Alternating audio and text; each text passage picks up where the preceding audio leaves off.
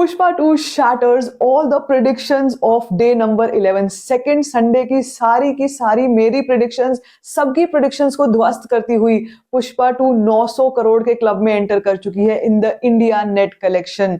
And world wide में तो भाई कहानी किस तरफ जा रही है अभी आपको सारा का सारा ब्यौरा दे दूंगी। साथ साथ में हम बात करने वाले हैं कि बॉलीवुड शॉक में आ चुका है, ऐसा क्या किया पुष्पा 2 ने, और अगर कहीं पर यहाँ पर कुछ मुंबई के एक्टर्स इस फिल्म की सक्सेस को रेप्लिकेट करने की सोच रहे हैं तो क्या वो पॉसिबल भी होगा या नहीं, सब कुछ डिस्कस करते हैं। सबसे पहले लेकिन बात करने वाले हैं डे नंबर 11 के बारे में, जो हिस्टोरिक कलेक्शंस रही हैं।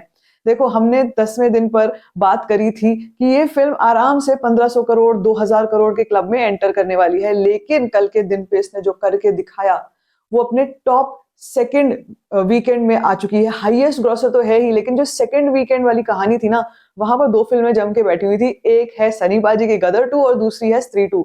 इन दोनों की ही कलेक्शंस को बीट कर चुकी है पुष्पा 2। यहाँ पर कई हेटर्स बोल सकते हैं, कई लोग बोल सकते हैं कि क्योंकि ये पुष्पा पार्ट 1 की सीक्वल है जो ऑलरेडी ब्लॉकबस्टर थी, इसीलिए इसका परफॉर्मेंस ऐसा चल रहा है। लेकिन ऐसा ही बंदा बोल सकता है जिसको जानकारी नहीं होगी बॉक्स ऑफिस की।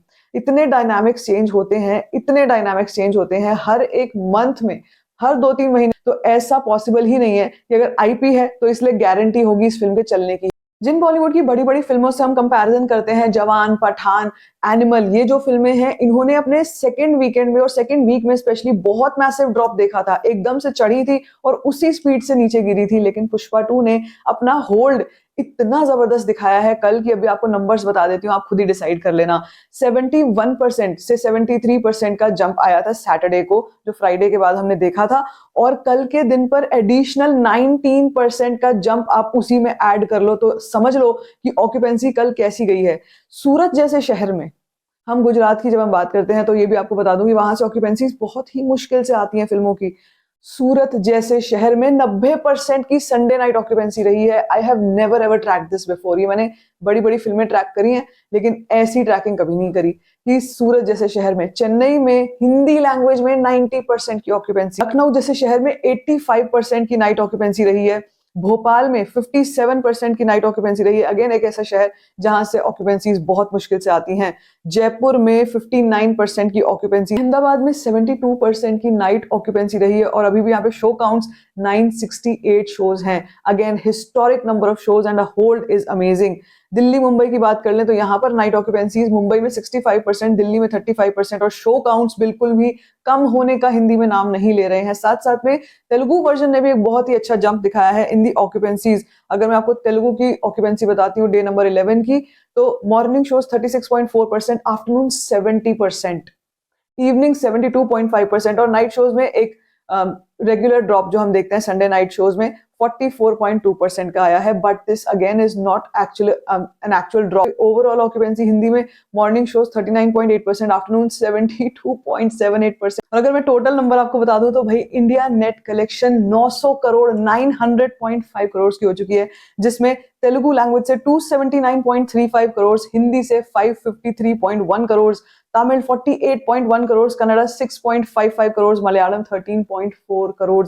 हिंदी में एक बहुत ही बड़ा बेंचमार्क 550 करोड़ का क्रॉस हो चुका है। और यही नहीं, ये तो संडे की बात थी। आपको मैं total number of tickets booked in last 24 hours का ब्यौरा अगर दे दूंगी तो इसका मतलब ये हो जाएगा कि आज का दिन यानी कि मंडे का दिन भी हिस्टोरिक होगा, वो भी second Monday. This is called tsunami, और इसको हम कहते हैं कि इतना आसान नहीं है इस तरीके की नंबर्स को, इस तरीके के कलेक्शंस को रेप्लिकेट कर पाना। और कैसे ये किया है पुष्पा 2 ने, कैसे ये किया है अल्लू अर्जुन ने, सुकुमार ने, या टॉलीवुड ये कैसे करती है वो भी बताती हूँ आपको। तो आज के दिन पे भी अगर आप बुक माई शो ओपन करके देख लोगे अभी अभी ना, तो लिबर्टी सिनेमा, डिलाइट सिनेमा, ये दोनों दिल्ली के सिंगल स्क्रीन हैं, हाउसफुल में जा रहे हैं। ये आज भी हाउसफुल में जा रहे हैं। इसका मतलब लोग छुट्टी ले लेकर इस फिल्म को देख रहे हैं, and that is called a euphoria.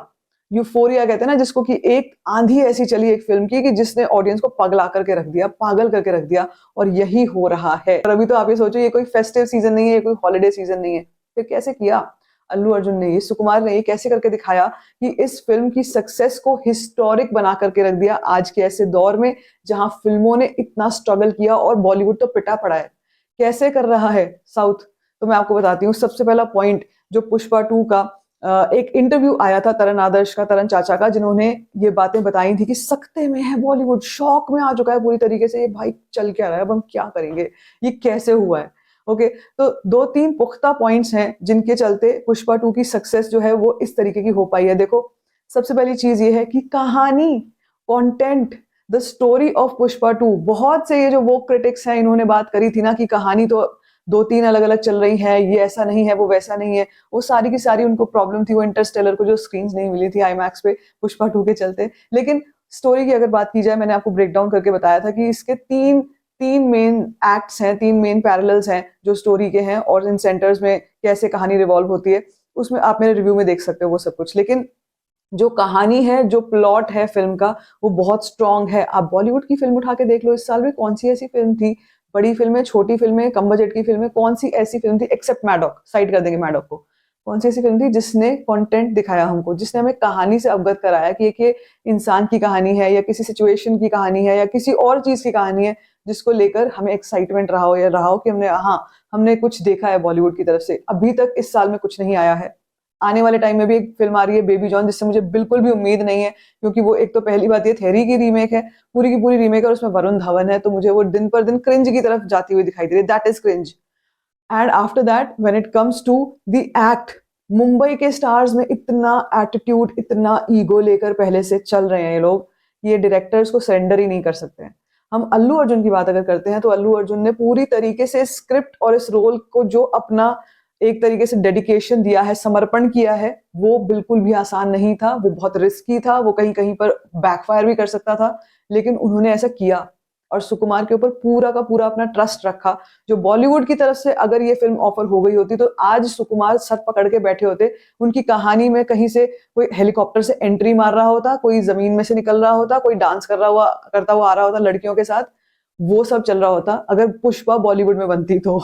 ये वैसे बहुत इंटरेस्टिंग टॉपिक हो सकता है, लेकिन ऐसा कुछ होता अगर मुंबई के एक्टर्स आते, क्योंकि they have a certain thing in their brain कि उनको डाइल्यूट करना है किसी भी तरीके से कहानियों को, डायरेक्टर को अपने हिसाब से करना है, 3-3 लाख की वैनिटी वैन्स में घूमना है, ये सब चीजें करते वो। Well I don't know, Allu Arjun के पास भी ये सब चीजें होंगी, लेकिन उस बंदे का डेडिकेशन तो है कि उन्होंने अपने डायरेक्टर को पूरी तरीके से समर्पण कर दिया, आप कीजिए, आप जैसे करेंगे, मैं बताएंगे, मैं वैसे करूंगा।